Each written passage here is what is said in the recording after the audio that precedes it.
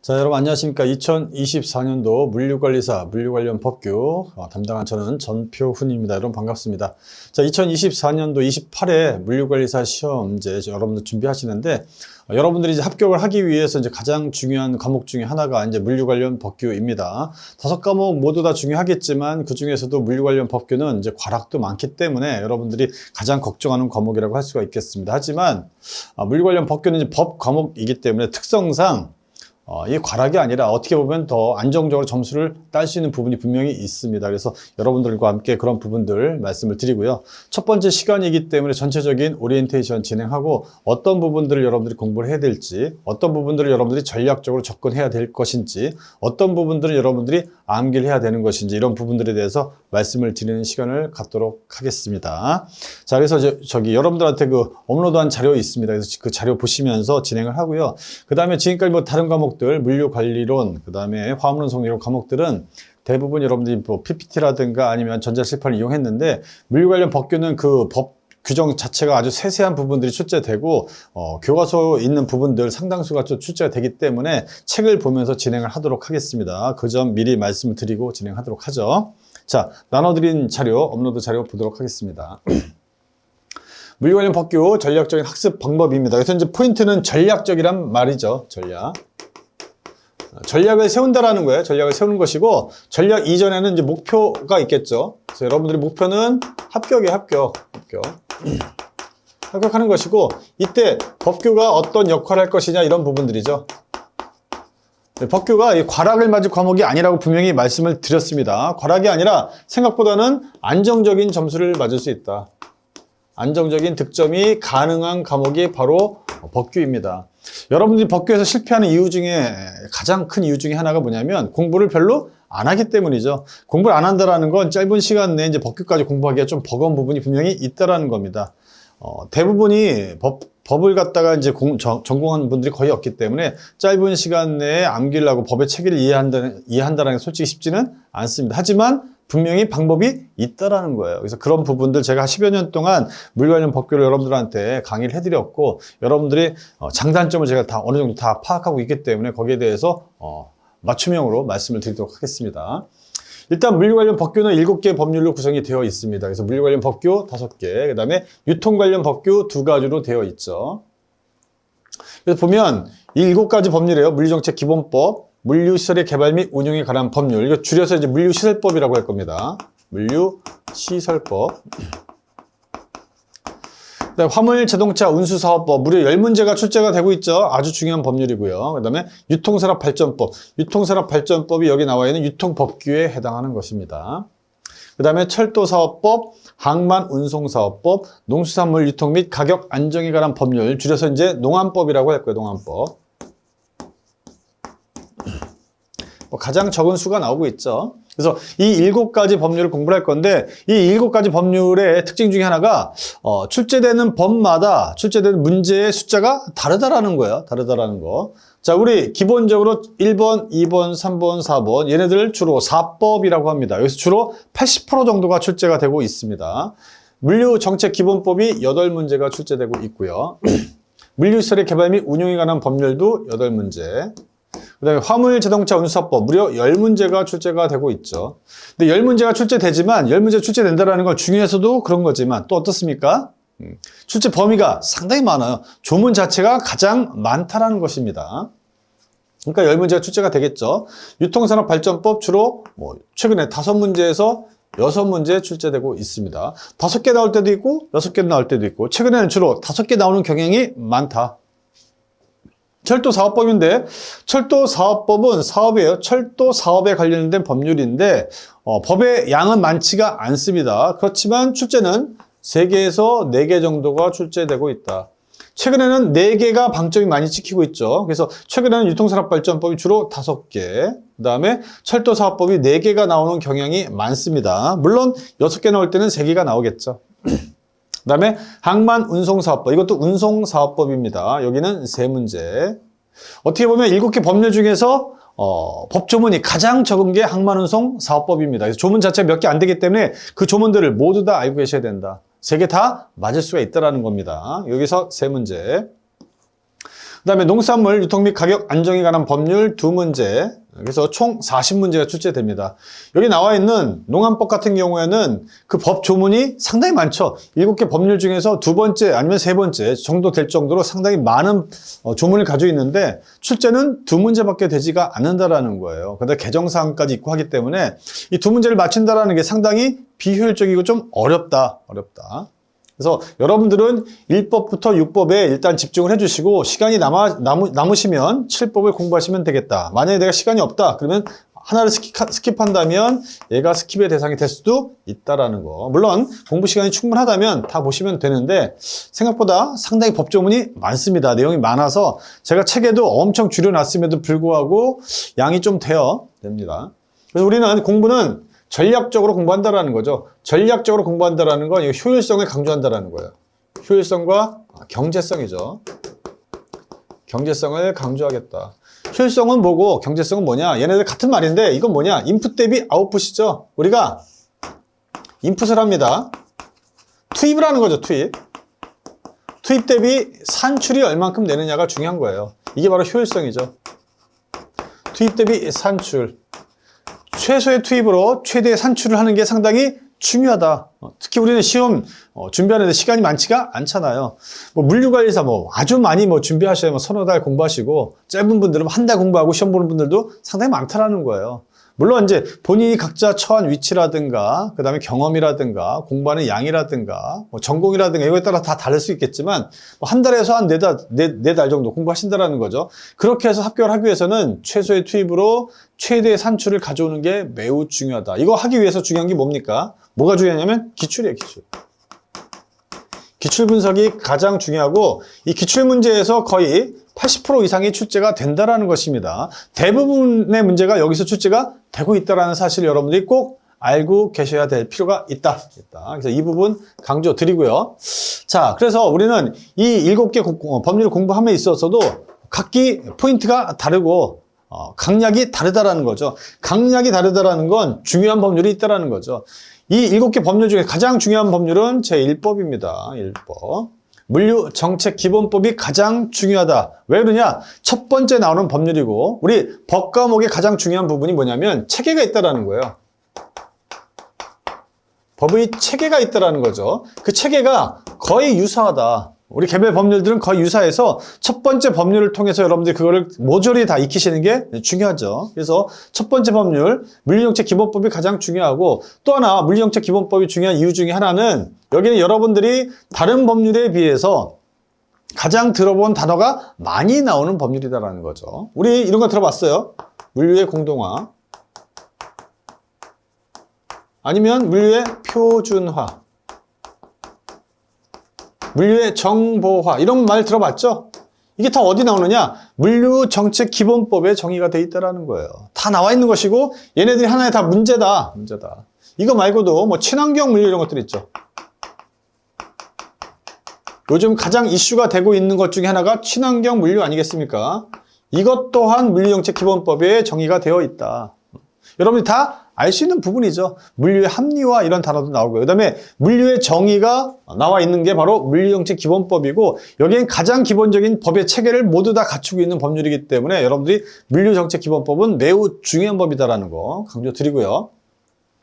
두 번째 법률이 물류시설의 개발 및 운영에 관한 법률, 줄여서 물류시설법이라고 했습니다. 물류시설에 관련된 모든 것들이 나오는 법률이죠. 그래서 여기 보면 물류창고에 관한 내용도 나오고요. 여러분들 그 보관하용량 공부하시면 창고 나오잖아요. 물류센터. 그거에 관련된 게 바로 여기에 나와 있다. 또 하나 복합물류터미널.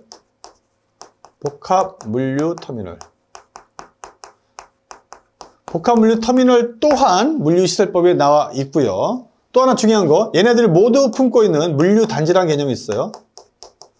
물류단지에 관한 개념이 물류시설법의 가장 중요한 꽃이다. 어떻게 보면 법명은 물류시설법이지만 다르게 하면 물류단지법이라고 할 수가 있겠어요. 물류단지에 관련된 문제가 8문제 중에 무려 4문제에서 5문제가 출제되기 때문이죠. 그래서 물류단지에 관한 부분이 좀 중요하겠다라는 말씀을 드리고 그 다음에 세 번째 법률 화물자동차 운수사업법인데 여기 별표가 쳐져 있죠. 이 별표의 숫자는 뭐냐면 적어도 이 정도는 맞아달라 이거예요. 화물자동차 운수사법이 무려 10문제가 출제되는데 별은 5개예요. 별이 5개란 이유는 내용이 엄청 많다는 얘기죠. 엄청 많다는 얘기. 그래서 적어도 5개 이상은 맞으면 좋겠다. 그 5개는 개정되는 부분 아니면 매년 출제되는 부분들이 있어요. 그런 부분들을 여러분들이 집중적으로 공부하시면 되겠고 최근 이슈되는 부분들도 좀 여러분들이 집중해 주시면 좋겠다. 5개에서 한 6개 정도 맞으면 되겠고 생각보다는 여기는 빈출되는 부분들이 있다. 항상 빈출되는 부분이 가장 중요한 것이고 유통산업발전법은 한 5문제에서 6문제 나오는데 여기 또한 물류정책기본법과 더불어서 여러분들이 상당히 익숙한 법률이 될 수가 있겠다. 유통산업발전법의 가장 중요한 포인트 중에 하나가 뭐겠어요? 거기. 그쵸? 여기에서 나오는 거 대규모 단지라는 게 나와요. 대규모 단지. 대규모 관련된 대규모 사업. 관련돼가지고 대형마트라든가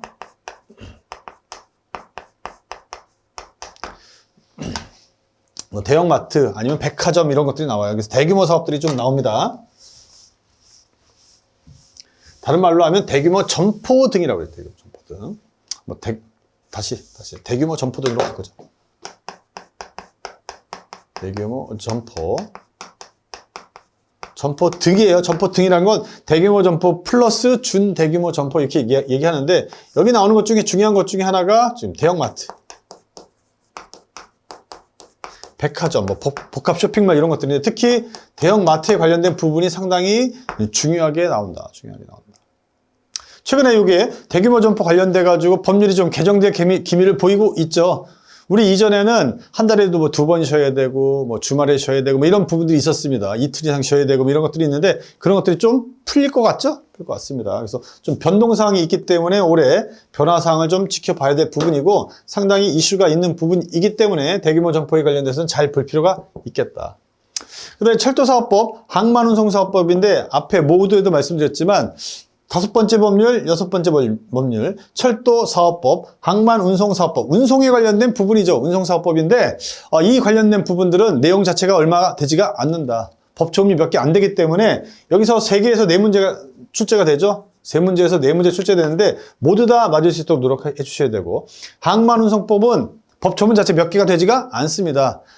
몇 개 안 되는 조문에서 매번 반복적으로 출제된다라는 거에서 달달달달 하실 부분이 바로 항만운송사업법이다. 그래서 여기도 별표 마음 같아서는 3개 다 치고 싶죠. 거의 다 맞아 주셔야 된다.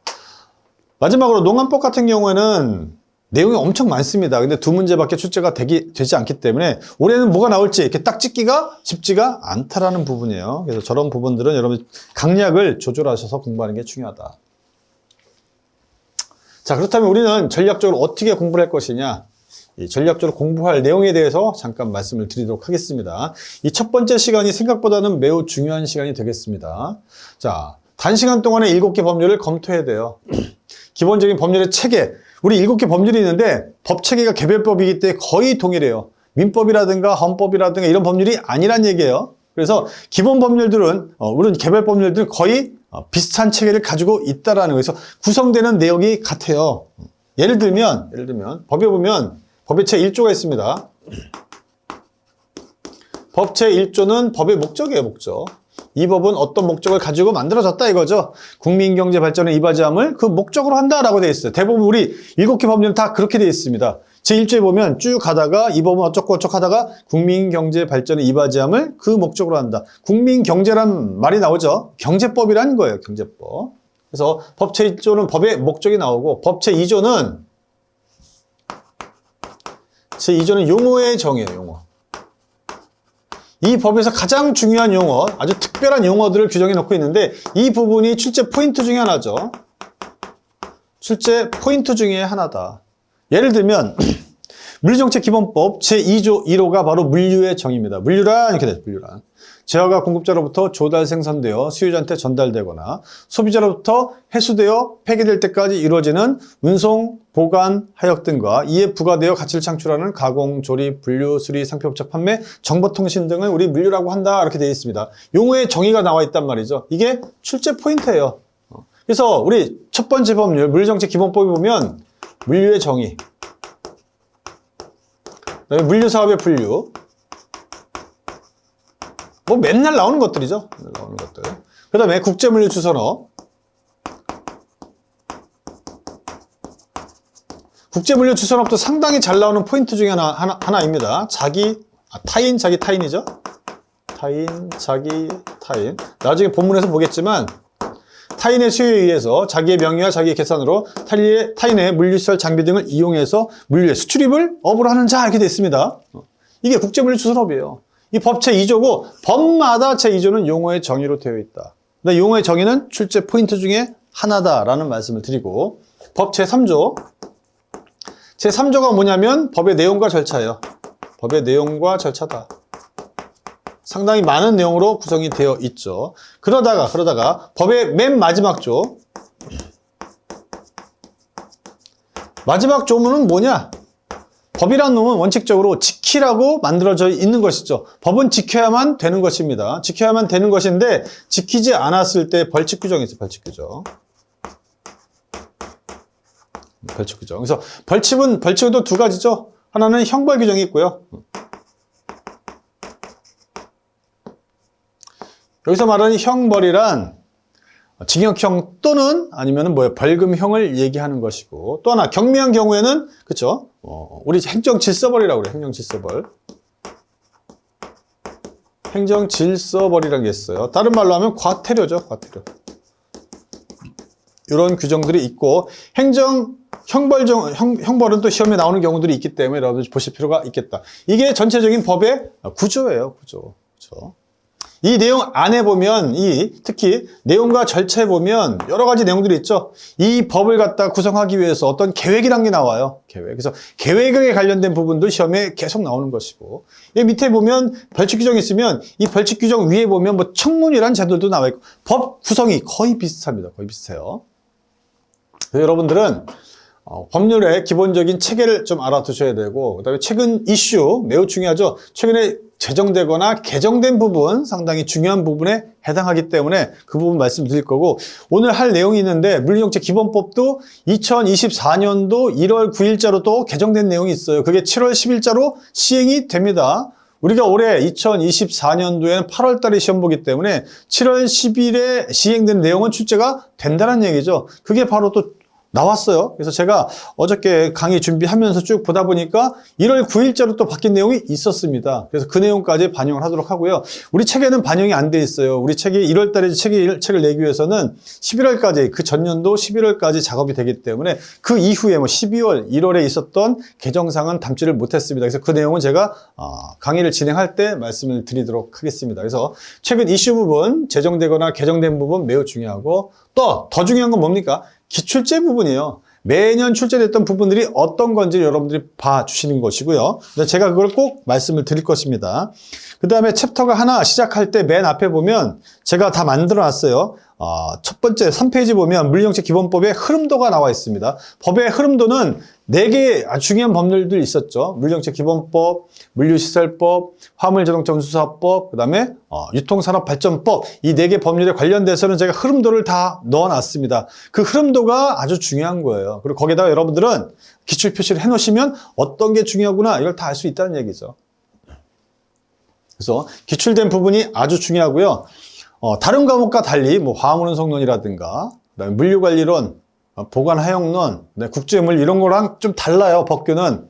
다른 것들은 뉘앙스로 맞출 수 있는 문제들이 있죠. 그 다음에 걔네들은 법조문 이런 게 없기 때문에 자기 마음대로 출제자가 서술해서 문제를 낼 수가 있습니다. 근데 법규만은 그렇지 않다. 법규는 법조문 그대로 내야 된다라는 거예요. 하나라도 토시가 틀리면 문제 자체가 오류가 있을 수 있기 때문에 법조문 그대로 낼 수밖에 없다. 우리가 사법시험도 아니고, 그죠? 변호사 시험도 아니고, 다른 시험도 아니기 때문에 어때요?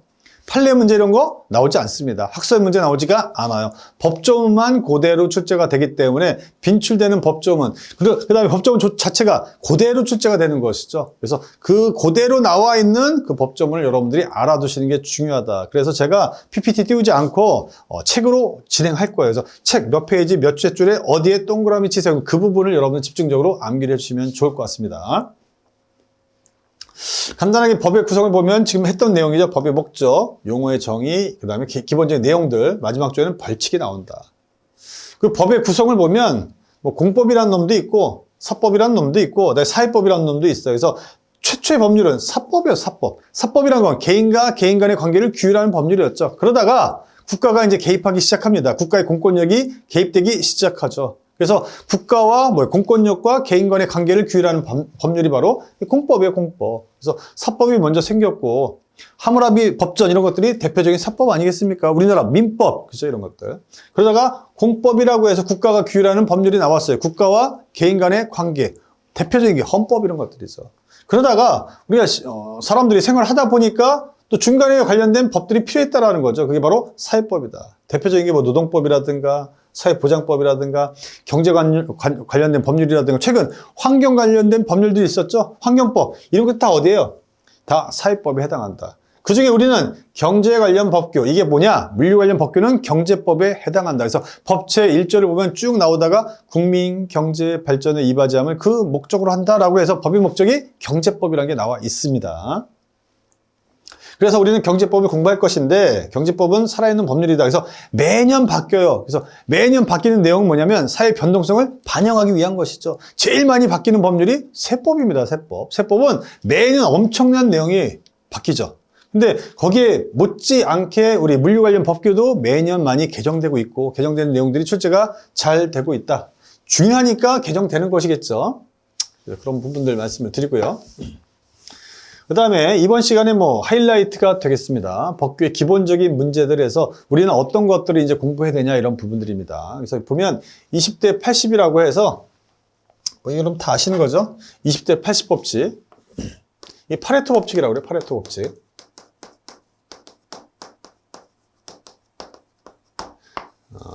비브리오 파레토라는 그 경제학자 있습니다.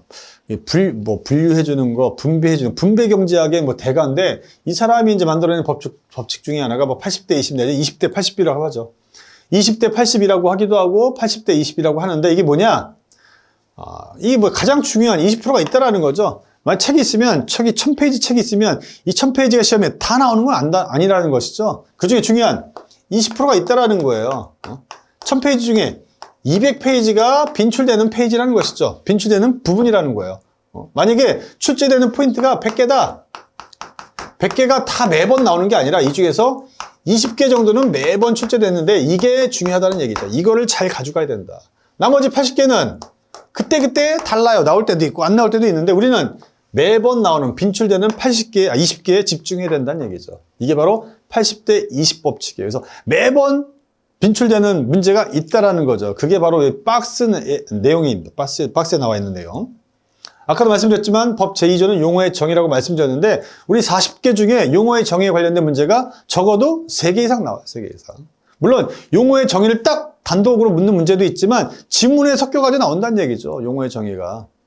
아주 중요하고요. 한 서너 개 정도 출제된다라고 보셔야 되고. 그 다음에 행정 주체, 주어에 대한 문제도 많이 나와요. 이걸 제가 잠깐 지금 말씀을 드리면 미리 첫 번째 시간에 말씀을 드리겠습니다. 그리고 나중에 여러분들이 문제 푸는 연습을 할 때도 꼭 그거를 집중적으로 보셔야 돼요. 문제가 있습니다. 다음 중 무슨 법률에 대한 내용 중에서 틀린 것은 또 이것도 달라요.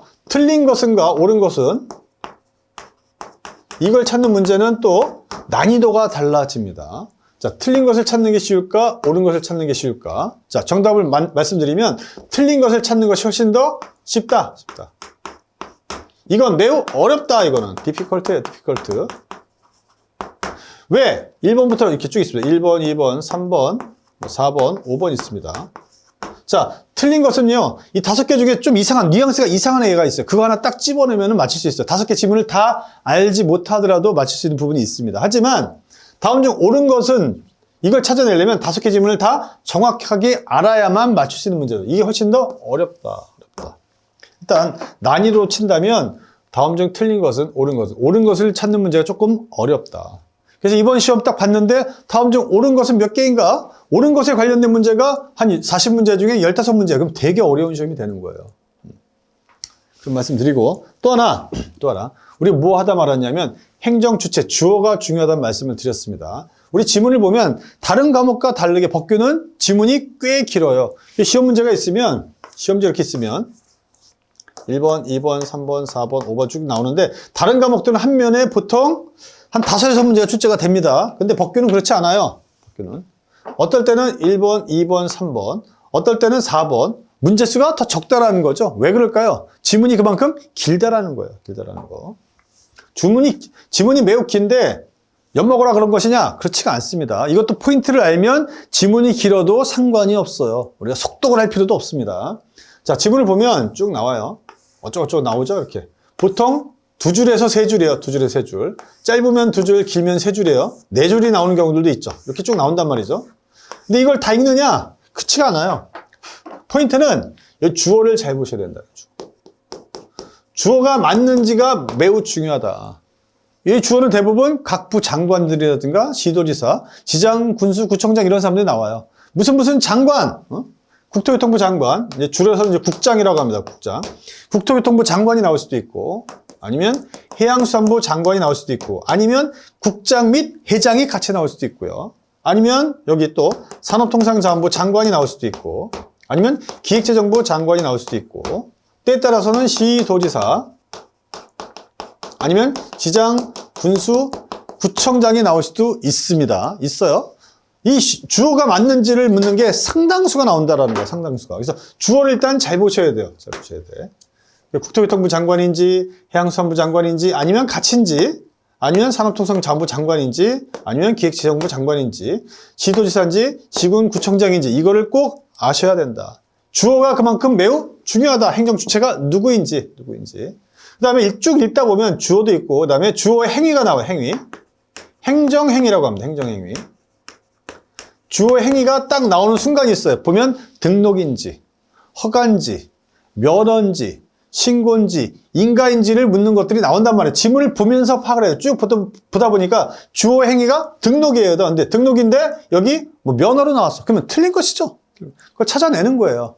그래서 잘 볼 때 주어가 맞는지, 또 하나 플러스 주어의 행위, 행정행위라고 합니다. 이 행정행위가 맞는 것인지 묻는다라는 것이죠. 또 읽다 보면 또 뭐가 나오느냐? 읽다 보면 숫자가 나오는 경우가 많아요. 숫자가 나오면 이건 가스입니다. 가스. 매우 중요하다는 얘기죠. 숫자가 나오는 경우가 매우 많다. 숫자가 나오는 경우 여러분들은 긴장하셔야 됩니다. 그 개월수가 나올 수 있겠죠. 1개월이 될 수도 있고 3개월이 될 수도 있고 6개월이 될 수도 있고 뭐 1년이 될 수 있고 아니면 날짜가 나올 수도 있어요. 30일짜리도 있고요. 60일짜리도 있고 뭐 90일짜리도 있고 때에 따라서 15일짜리, 3일짜리 여러 가지 나온다라는 거예요. 퍼센티지 나오고 분수도 나와요. 분수 관련돼서 간단히 말씀을 드리면 10% 기준이라는 게 있어요. 10% 기준. 이게 중요성의 기준입니다. 어떤 우리 법률이란 것은 정책을 하기 위한 근거이기 때문에 중요성이라는 게 기준이 있어요. 중요성의 기준이에요. 자, 뭐냐? 10%. 100분의 10을 이상이다. 그럼 이건 매우 중요한 거예요. 매우 중요한 거. 그 다음에 100분의 10 미만이다. 이거는 경미한 사항이 됩니다. 경미한 사항.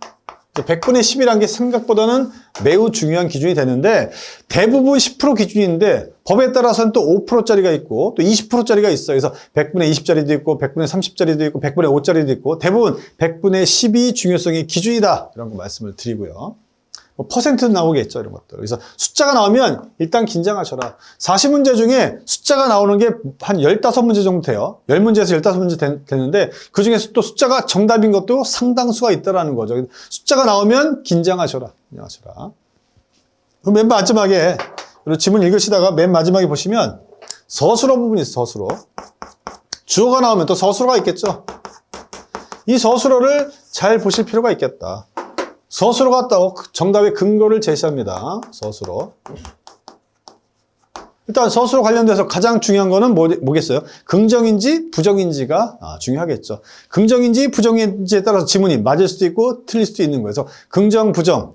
또 하나는 뭐뭐 해야만 한다인지 뭐뭐를 할 수 있다인지 꼭 보실 필요가 있다라는 겁니다. 그래서 서술어까지 잘 보셔야 된다.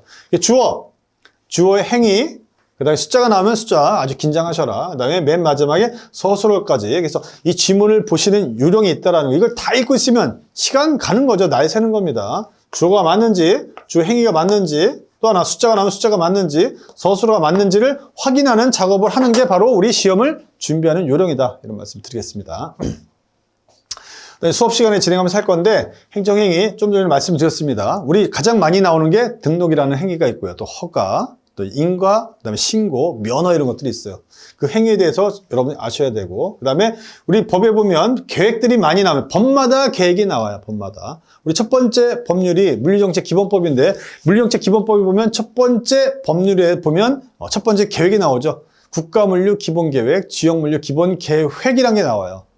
그거에 따라서 또 출제되는 부분이 있다라는 거죠. 여기 보시면 물류법규상 계획해서 국가물류기본계획, 지역물류기본계획, 유통산업발전계획 등등 여러 가지가 나오는데 얘네들도 공부하는 내용이 있다.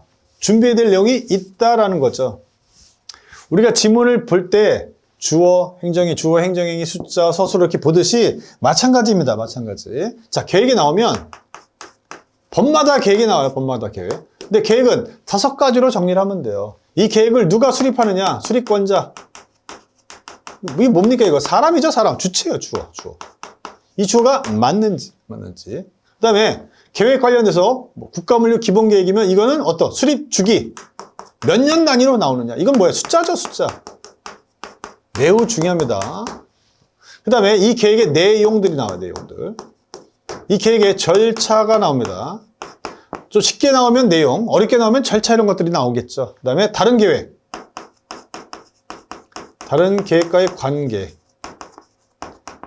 그래서 계획이 나오면 이 5가지로 정리를 하시면 되겠다. 보통 이 4가지로 정리하시면 되는데 법에 따라서 특히 물류정책기본법, 물류시설법에서는 다른 계획과의 관계도 출제가 되기 때문에 이것까지 공부해 주시면 좋겠다. 계획이 나오고요. 계획 중요하다. 그 다음에 물류법규상의 사업이란 게 나옵니다. 우리는 사업. 우리 법명이 사업법인 것들도 있죠. 화물, 자동차, 운수 사업법. 그죠? 철도 사업법, 항만운송 사업법. 법 내용 자체가, 법 규정 자체가, 법 제목 자체가 사업법이에요. 사업으로 구성이 되어 있는 거예요. 그래서 우리 물류 관련 법규는 사업에 관련된 내용이 상당히 중요하다. 전체 40문제 중에 한 15개, 20개까지 출제가 될 수가 있겠습니다. 사업이 매우 중요한데 사업도 계획처럼 이렇게 공부하는 게 있다라는 거예요. 다시 한번 지문을 공부하실 때, 나중에 문제 풀이하실 때죠. 주어가 맞는지, 주어의 행위가 맞는지, 숫자가 맞는지, 서술어가 맞는지, 서술어는 긍정인지 부정인지, 할 수 있다인지 아니면 해야만 한다인지 이런 것들 구분하셔야 되고 계획 같은 경우는 이 5가지로 여러분들 정리를 하시면 되고 그 다음에 사업입니다. 사업. 한 방에 모든 걸 다 할 수는 없지만 그래도 첫 번째 시간에 하는 게 가장 효과적이었기 때문에 첫 번째 시간에 다 하도록 하겠습니다. 사업이에요. 우리 물류정책기본법 첫 번째 법률에 나오는 첫 번째 사업이 뭐냐? 국제물류주선업입니다. 타인, 자기, 타인. 그래서 국제물류주선업이 우리 법률에 나오는 첫 번째 사업이고요. 근데 물류시설법에 가면 복합물류터미널 사업이 나오고 물류창고업이 나와요. 다 사업들이죠. 사업들. 철도사업법에 가면 철도사업에 관련된 나오겠죠. 전용철도 관련된 부분, 그 다음에 국철에 관련된 부분들이 출제가 된다는 것이죠. 그렇다면 이 사업은 어떻게 공부를 하느냐? 밑에 부분이에요, 밑에 부분. 경영요건, 효력의 변경, 효력의 소멸. 자, 제가 이거 쓰면서 해보도록 하겠습니다. 간단하게. 자, 사업을 공부하는 요령이죠. 무슨 사업이에요? 예컨대 국제물류주선업이다. 국제물류주선업. 얘는 경영요건. 경영요건이라고 하기도 하고 다른 말로는 효력발생요건이라고 합니다. 효력발생요건이에요. 효력의 발생이에요. 효력의 발생. 효력이 발생하는 요건이 있습니다. 효력발생요건이 있어요. 다른 말로 하면 그냥 경영요건 내지는 효력발생. 효력발생이라고 하겠습니다. 효력발생. 효력이 발생했다가 효력이 변경하기도 하겠죠. 효력이 변경하기도 한다. 얘도 사람과 같아서 생로병사가 있는 거죠. 변경했다가 또 소멸될 수도 있겠죠. 효력이 소멸되기도 합니다. 발생, 변경, 소멸 이걸 알아두시면 되겠고 여기서 시험 문제가 출제된다는 거예요. 이 사업의 효력 발생 요건 만약에 여기 첫 번째 국제물류주선업이다. 이거는 시도지사한테 반드시 등록을 해야만 이 사업을 할 수 있다는 거예요. 누구한테? 시도지사한테. 뭐를? 등록을 이거죠. 등록이에요. 등록. 이 등록 말고도 허가라는 놈도 나오고 때에 따라서는 면허라는 놈도 나오고, 때에 따라서는 신고도 나오고, 때에 따라서 인가도 나온단 말이죠. 그 중에 제일 많이 나오는 게 얘네들이다. 면허는 하나밖에 없어요. 철도사업법에서 하나밖에 없습니다. 하나밖에 없어요. 이 부분이 출제가 된다는 것이고, 근데 만약에 등록이다. 국제물류투선업을 하기 위해서는 지도지사한테 등록을 해야 되는데, 등록할 때 등록 기준이 있어요. 등록 기준. 이 등록 기준도 하나의 포인트가 될 것이고, 또 하나, 등록을 아무한테 시켜주지 않는다는, 아무나한테 등록을 해주지 않습니다. 결격사유라는 게 있어요. 결격사유. 민법에는 예전에 미항금파라고 해서 미성년자, 한정치산자, 금치산자, 그 다음에 파산자 이런 것들이 있었는데 지금은 다 바뀌었어요. 미성년자, 그다음에 한정치산자라는 개념은 없었죠. 피한정 후견인, 후견인 제도로 바뀌었죠. 그 다음에 금치산자, 약간 맛이 간 사람들이죠. 이런 사람들은 법원의 선고를 받으면 그것 또한 후견인 제도예요. 피성년 후견인이란 제도로 바뀌었어요. 그 다음에 파산자 이런 것들이 있는데 우리 법은 개별 법률이기 때문에 개별 법률에 따른 결격 사유들이 있습니다. 이게 또 시험 포인트가 되겠습니다. 이게 바로 효력이 발생하는 거예요. 사업을 하기 위한 것이죠. 사업을 하기 위해서는 이런 효력 발생 요건들이 필요하다. 효력이 변경되기도 합니다. 그래서 만약 등록이면 등록 변경이죠. 등록 변경. 등록 변경 뭐 사유라든가 이런 것들이 나올 수가 있겠고, 요거보다 더 중요한 건 권리 의무의 승계예요. 권리 의무의 승계다. 권리 의무가 승계되는 게 우리 책에 보면 보통 세 가지로 나와 있죠. 하나는 양도와 양수. 양도, 양수. 이거 매매죠. 매매하는 거. 다른 말로 하면 매매라고 그래. 매매. 아니면 합병. 아니면 상속 이런 게 나와요. 상속. 또 상속이 또 시험에 잘 나옵니다. 이 상속은 특히나 철도사업법에서 또 출제되고요. 또 하나 화물제도는 운수사업법 여기서도 출제가 됩니다. 그만큼 중요한 게 바로 상속이다. 숫자와도 관련이 되는 아주 중요한 부분이다. 자, 그 다음에 효력 소멸이죠. 이제 발생했다가 변경했다가 소멸한다. 생로병사랑 똑같아요. 똑같아요. 소멸하는데 자의로 내가 하기 싫어가지고 소멸되는 경우 있죠. 내가 이제 사업을 하다가 하기 싫어요. 휴업하거나 폐업하는 경우죠. 휴업하거나 폐업하는 경우가 있겠고, 아니면 근데 휴업이나 폐업도 내 마음대로 하는 건 아니란 얘기예요. 저것도 신고해야 되는 경우가 있고요. 때에 따라서는 또 철도사업법 같은 경우는 허가를 받아야 돼요. 공익성이 매우 높은 사업이기 때문에 철도사업 하다가 내가 그만하고 싶다, 휴폐업하고 싶다, 그때도 뭐예요? 허가를 받아야 돼요. 물론 신고로 가름하는 경우가 있긴 합니다. 법의 규정을 봐야 돼요. 휴업하거나 폐업할 때 어떤 효력 요건들이 또 같이 결부가 되는지 알아두셔야 되고, 또 하나 중요한 거는 나는 하고 싶은데 내가 잘못했어. 그래가지고 취소당하는 경우가 있죠. 취소 또는 무효가 되는 경우가 있다. 이게 또 중요한 포인트가 되겠습니다. 주로 대부분 취소다. 취소. 근데 최근에는 우리 법률에 무효 사항도 한 3가지가 들어왔습니다. 대부분 취소예요. 취소. 근데 취소도 절대적인 취소가 있고 상대적인 취소가 있다. 나중에 수업 시간에 할 건데 절대적 취소가 중요하겠죠. 이거 절대적 취소하면 한 번 걸려도 무조건 취소해야만 한다라고 법에 규정이 되어 있어요. 해야만 한다요. 취소해야만 한다. 머스트예요. 머스트. 취소해야만 한다. 머스트. 그래서 이 절대적 취소 사항들이 몇 가지가 있는데 공통적인 게 몇 가지가 있어요. 거짓 부정한 방법으로 뭐 등록하다 걸리면 무조건 취소해요. 그다음에 영업의 정지 사유인데 영업의 정지인데 영업 정지를 먹었습니다. 3개월 영업 정지 먹었는데 그 사이에 근신해 됨에도 불구하고 영업하다 걸리면 그것도 그 자리에 바로 아웃이에요. 몇 가지가 있어요. 아니면 결격 사유에 걸린 사람이 하다 걸리면 그것도 아웃이다. 절대적 취소 사유가 몇 가지 있는데 이거 아주 중요하고요. 나머지는 다 상대적 취소예요. 뭐 한 번 걸리면 경고, 뭐 2번 걸리면 뭐 60일 영업정지, 뭐 3번 걸리면 90일, 4번 걸리면 뭐 취소, 뭐 이런 식으로 뭐 법마다 좀 다릅니다. 여하튼 이런 식으로 되어 있는 게 상대적 취소다. 요건 제가 만든 용어예요. 알아두시고, 그다음에 취소를 하기 전에는 반드시 취소 전에, 취소란 거는 상대방의 이익을 갖다가 없애는 침익적인 행위이기 때문에 어떻습니까? 취소란 거, 취소 행위를 하기 전에 반드시 변명의 기회를 한번 줘야 돼요. 그 우리는 청문이라고 해요. 청문이라고 합니다. 청문. 요 제도까지 알아두시면 되겠다. 그렇게 하면 이 정도에 대해서 내용을 모두 다 알 수가 있겠습니다. 그래서 상당히 중요한 시간입니다. 이번 시간. 그래서 여러분들이 적어도 용어의 정의가 중요하구나. 지문을 볼 때는 행정, 주체, 주어, 그 다음에 주어의 행정행위, 그 다음에 숫자, 서술어, 이런 것들이 중요하겠구나. 아, 보니까 법규상 계획이 법마다 있는데 계획이 중요하더라. 계획도 몇 문제가 출제가 돼요. 계획을 공부할 때는 계획의 수익권자, 수립의 주기, 내용, 절차, 다른 계획과의 관계, 이것들을 공부를 해야 되는구나. 사업이 대부분의 문제가 출제가 되는데 얘네들은 효력 발생, 변경, 소멸의 순서로 보는데 이때 효력 발생에서는 효력 발생 요건이 뭔지, 등록인지, 허가인지, 신고인지, 인가인지 이런 거 중요하겠고 거기에 따른 기준, 그 다음에 결격 사유에 해당하는지 이런 것들이 출제가 되는구나.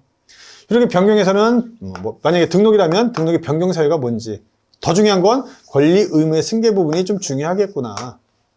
자, 얘네들도 생로병사가 있어서 그렇죠. 사업을 하다가 없어지는 경우가 있겠다. 근데 내 뜻에 의해서 사업하는 주체가 내가 하기 싫어.